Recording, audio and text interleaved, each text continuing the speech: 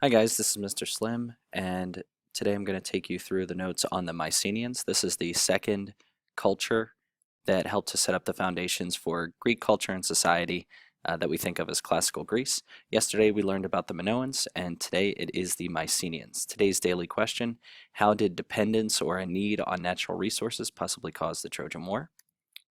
The Mycenaeans are going to be located on the southern part of Greece, right over here. And so here's the city of Mycenae. It's the most populous city. It's the kind of the capital for the Mycenaeans.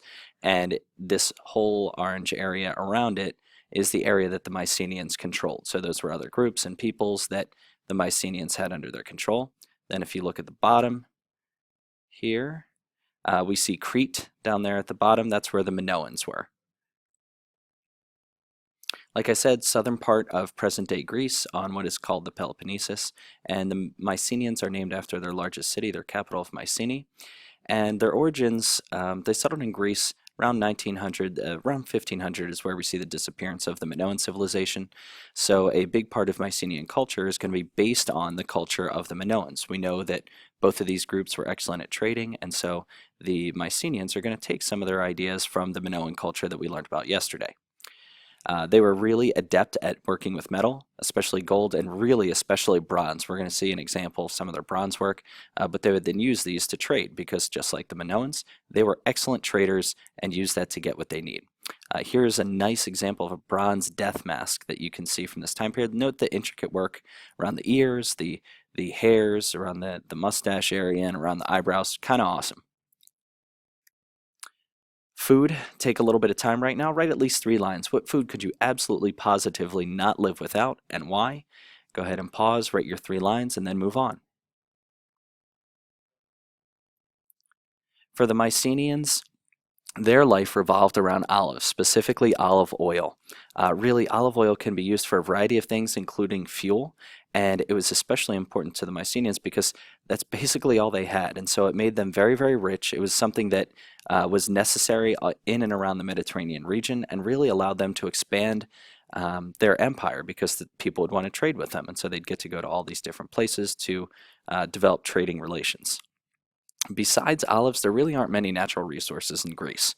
It's really rocky soil, so it's tough to grow anything food-wise, and so they were really, really dependent upon being able to trade for anything else that they might need.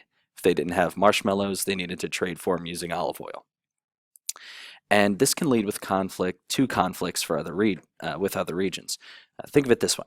If you have a sibling, because you're always together, you're always around each other at home, you're much more likely to end up getting into fights and arguments and disagreements. Well, since the Mycenaeans had to trade with all of these different groups and had to do so frequently because they did not have a ton of natural resources, it's going to lead to conflicts. Eventually, somebody is going to get upset, somebody's going to think that they were insulted or that they were cheated out of something, and it's just going to lead to an issue. And so that relates back to our daily question from today, and we're going to see that take place with this specific war in a little bit here. In order to defend themselves from these conflicts, they developed these citadels. These were fortresses built on top of a hill for defensive purposes, and they included these large rooms called megarons where there's a big fireplace in the middle.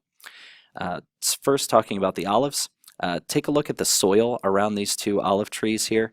Very sandy, very rocky. It's up on a hill. It's not these nice flat plains, and so it just goes back to what I was saying earlier about how it was really, really difficult to grow much there. But these olive trees are really hardy. They thrived in the climate of Greece. They also thrive in the climate of Italy. So those are really the 2 places we see olive oil come from. And even today, if you look at bottled olive oil, it's very, very expensive if you go to the grocery store to buy some.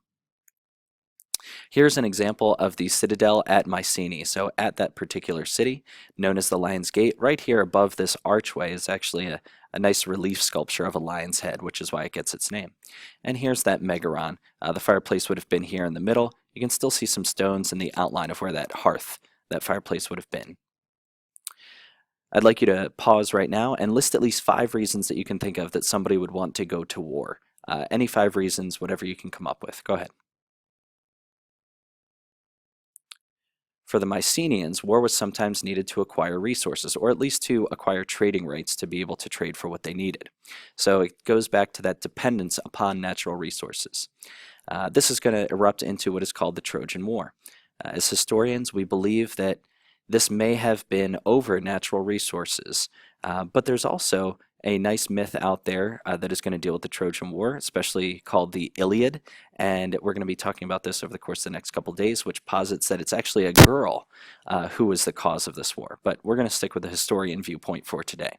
The Trojan War is against Troy in present-day Turkey. Troy is a different city-state, and it is across the Aegean Sea from mainland Greece. So they have a similar culture, but that doesn't mean they get along. One doesn't rule over the other one. They're totally separate. They're ruled by separate people.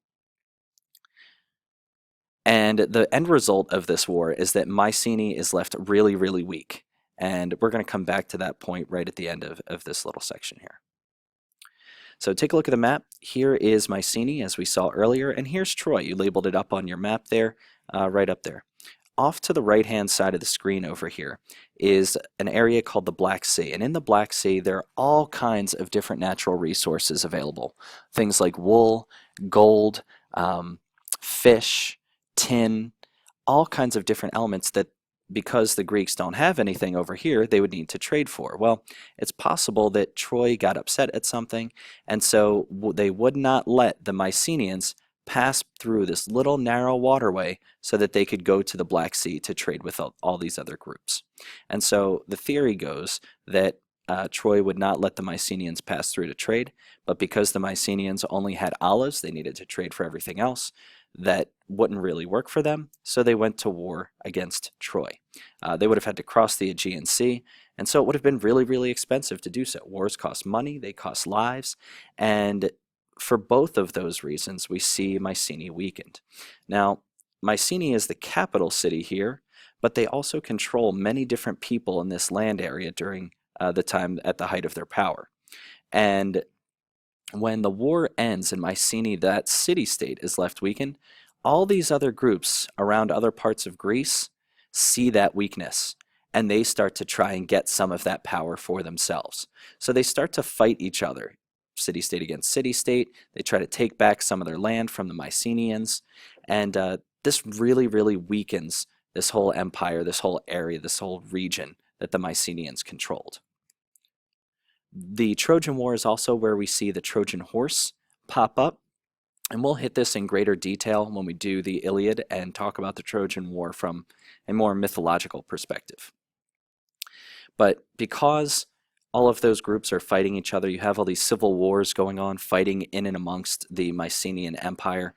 The empire is weakened, which makes it easier for outsiders to come over. We talked about that with ancient Egypt as well. The Dorians come in and take over, and we stop seeing this large trading empire. And when trade doesn't occur, you don't have this transfer of ideas. Learning really comes about by interacting with different peoples.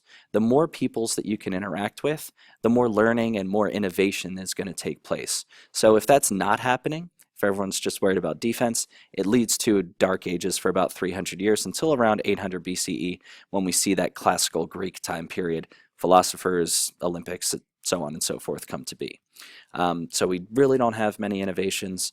And that's kind of the end of the Minoan and Mycenaean time period. We start to see Greece become a little bit more what we think of when we talk about ancient Greece during that time. So make sure that you complete the writings and have those ready for your teachers, and ask Mr. Hardesty or myself any questions if you have them. Thank you guys very much, and have a great day.